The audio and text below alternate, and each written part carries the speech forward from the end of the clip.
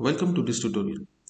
In this tutorial, we will see how to convert numbers stored as text to numbers.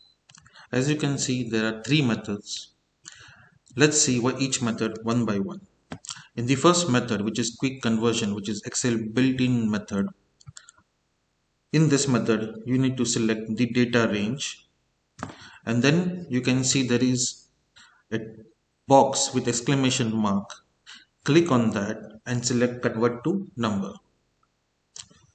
It takes seconds to convert to numbers when the data or the rows are very less, but when you have thousands and thousands or millions of rows, it will take long time. Let's go to second method.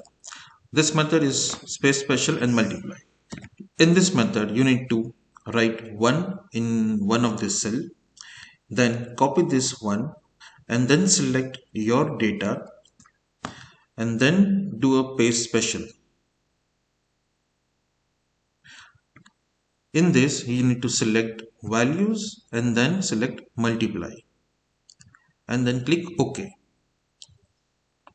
So this data is converted into numbers. Then you can select this, or you can select numbers and then you can reduce the decimals. Similarly, now third method, which is text to column. Even here you need to select your data, then go to text to column, and here you need to select finish. You don't need to click next option, just select finish. Once this is done, go to your home tab again and then select format as numbers and then you can reduce the decimal. The second method and third method is used more when you have millions or thousands of rows. Thank you for watching.